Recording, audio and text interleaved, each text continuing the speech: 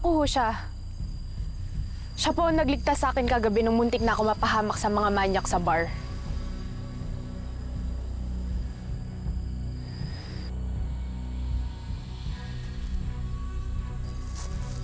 Gusto ko lang naman yung solid yung damit niya eh. Hindi ko naman po alam na kapag po palang nagmagandang loob, buhay ang kapalit dito. Tutuluyan ko na ba, senyor? Sir, wag ho. May nanay pa po akong umaasa sa akin. Parang awan niyo na wag po. Hugo.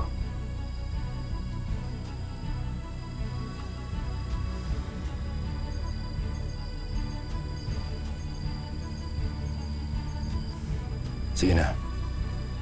Umuwi ka na.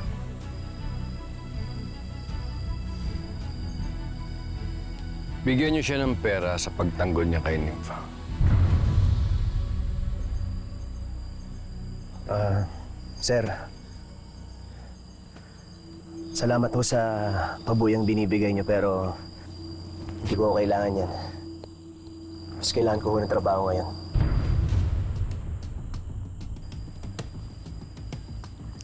Hindi mo siguro naiintindihan ko ang ibig sabihin ng hinihingi mo.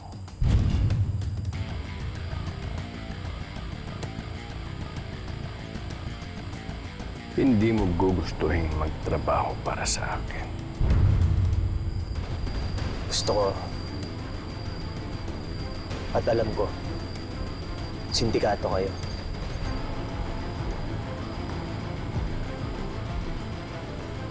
Usap-usapan na ho yun dito sa amin.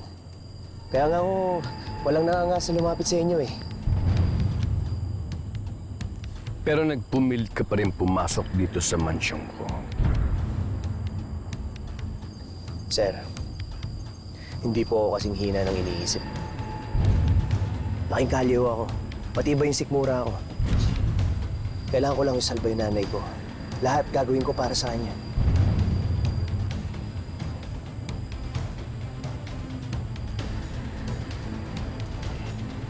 Ano sa palagay mo, Elias? Mapagkakatiwalaan kayo?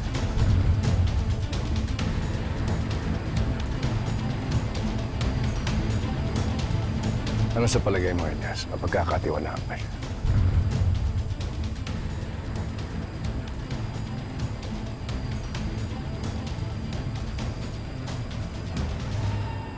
Huwag mo nang subukan magkamali ka. Dahil sisigurado yung pagsisisihan mo.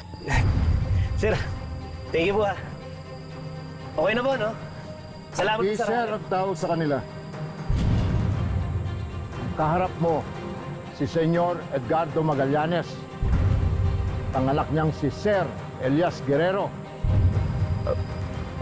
Yung nga ho. Senyor, Sir Elias, sobrang salamat po sa trabaho ah. Pagbubutihan ko po, pangako. Ano po yung una kong mission? May baril na po ba ako?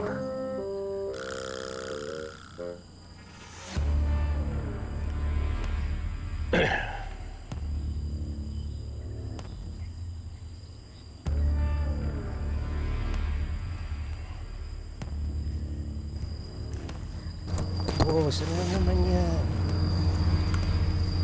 Okay na eh. Siguraduhin mo lang na babantayan mo itong babae. Ayaw ko na maging sakit siya ng ulo sa akin. Babaan niyo ng mga baril niyo.